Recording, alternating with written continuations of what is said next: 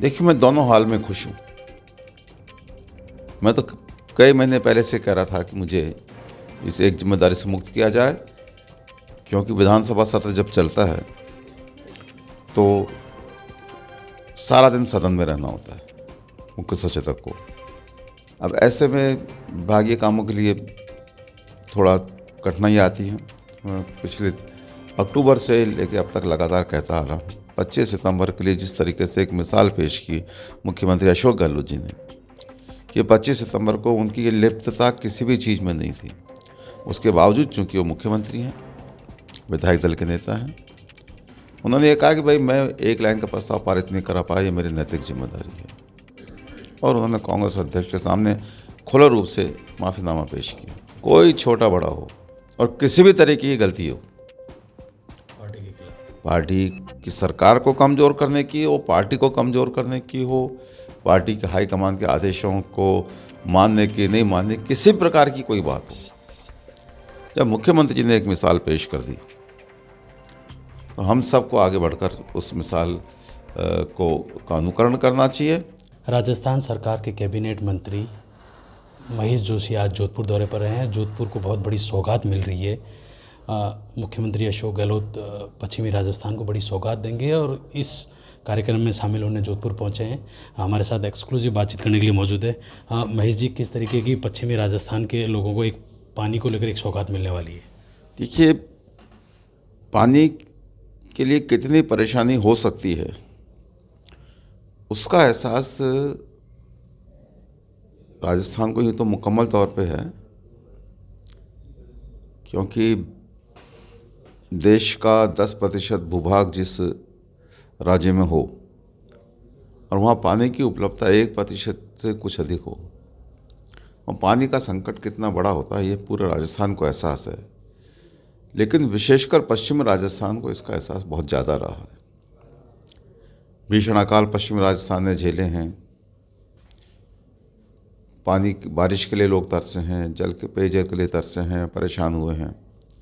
ऐसे में जब ऐसे इलाके में योजनाएं बनती हैं तो निश्चित रूप से लोगों को बहुत खुशी होती है। इंदिरा गांधी नहर परियोजना ने इस इलाके की तस्वीर को बदला। ये वो इलाका है जहां जब मुख्यमंत्री अशोक गहलोत जी सांसद हुआ करते थे तब ट्रेनों से पेयजल सप्लाई उन्होंने शुरू करवाई, और अब राजीव गांधी नहर परियोजना के तीसरे चरण का काम जब हम शुरू करने जा रहे हैं तो निश्चित रूप से लोगों में बहुत उत्साह है, बहुत आशाएं हैं लोगों को। 4,34,000 से अधिक घरों में जल के कनेक्शन पहुंचेंगे, जल पहुंचेगा। कनेक्शन लगाना जो है वो इतना मुश्किल काम नहीं होता। मुश्किल काम तो पानी उपलब्ध कराना होता है, कि पानी पैदा नहीं किया जा सकता।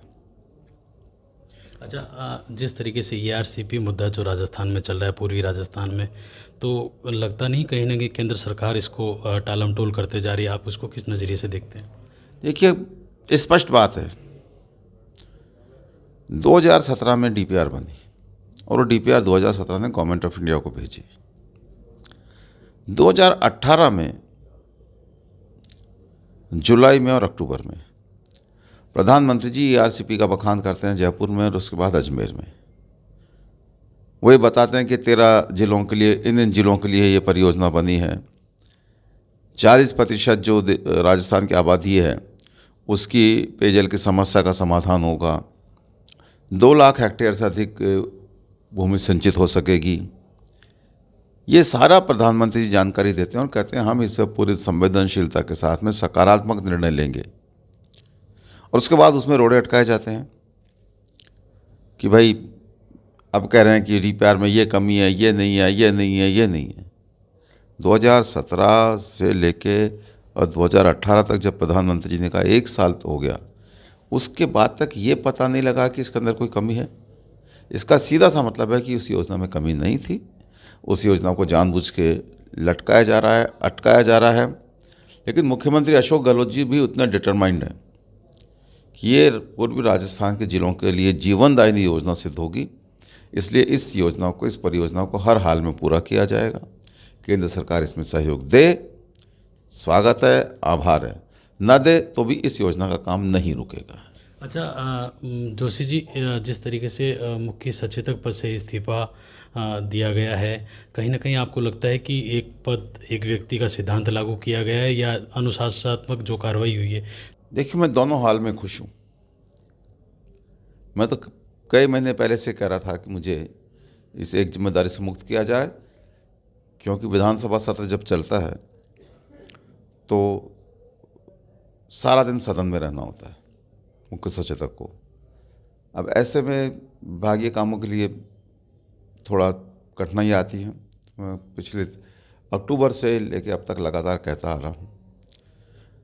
अब इसको मेरा इस्तीफा मंजूर करना माना जाए या हाईकमान की कार्रवाई माना जाए, मैं दोनों परिस्थितियों में खुश हूँ। मेरा इस्तीफा मंजूर हो गया, किस रूप में हुआ, क्या हुआ, ये हाईकमान देखे। लेकिन मैं ये मानता हूँ कि हाईकमान का जो भी निर्देश है उसकी पालना करना हमारी जिम्मेदारी है। कहीं कोई इसके अंदर कमी रहती है, कोई चूक होती है, हम ये समझते हैं कि हम ये चीज़ पार्टी हित में कर रहे हैं, पार्टी हाईकमान इसको किसी दूसरे रूप में लेता है, तो इन सब परिस्थितियों के लिए 25 सितंबर के लिए जिस तरीके से एक मिसाल पेश की मुख्यमंत्री अशोक गहलोत जी ने, कि 25 सितंबर को उनकी लिप्तता किसी भी चीज़ में नहीं थी, उसके बावजूद चूँकि वो मुख्यमंत्री हैं, विधायक दल के नेता हैं, उन्होंने ये कहा कि भाई मैं एक लाइन का प्रस्ताव पारित नहीं करा पाया, ये मेरी नैतिक जिम्मेदारी है। और उन्होंने कांग्रेस अध्यक्ष के सामने खुले रूप से माफ़ीनामा पेश किया। ये एक मिसाल है अपने आप में, हमारे लिए भी है और बाकी सारे लोग जो राजस्थान में कांग्रेस है उनके लिए भी मिसाल है। जहाँ किसी ने कोई कमी रखी है, जहाँ किसी से कोई गलती हुई है, जहाँ किसी एक्शन से पार्टी कमज़ोर होने की स्थिति बनी है, पार्टी की सरकार के सामने कोई प्रश्न खड़े हुए हैं, तो ऐसे जिस किसी से भी कोई बात हुई हो उसको भी अपना माफ़ीनामा पेश करना चाहिए। और हाईकमान एक के खिलाफ कार्रवाई करे तो निश्चित रूप से एक ऐसा मैसेज जाता है कि कोई भी व्यक्ति हो, कितना ही बड़ा हो, हाईकमान सबको समान दृष्टि से देखेगा और समान रूप से कार्रवाई करेगा। आपको लगता है कि जैसे अगर हाईकमान जैसे प्रभारी रंधावा जी ने कहा है कि वो 25 सितंबर की घटना को लेकर इस्तीफा मांगा गया था, तो आपको लगता है कहीं ना कहीं धर्मेंद्र राठौड़ और शांति धारीवाल को भी नैतिकता के आधार पर इस्तीफा देना चाहिए? मैंने पूरी बात कही, मैंने कोई भी हो,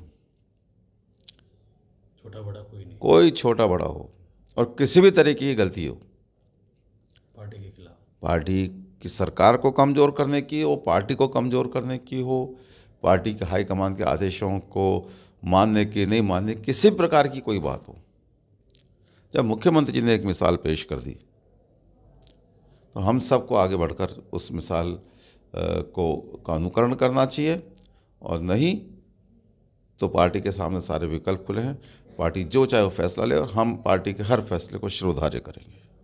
ये थे हमारे साथ एक्सक्लूसिव बातचीत करते हुए कैबिनेट मंत्री महेश जोशी ने खुले मन से साफ तौर पर ये कहा है कि जिन्होंने पार्टी के खिलाफ बगावत की है तो आलाकमान उन पर ज़रूर कार्रवाई करे। अशोक शर्मा, राजस्थान तक, जोधपुर।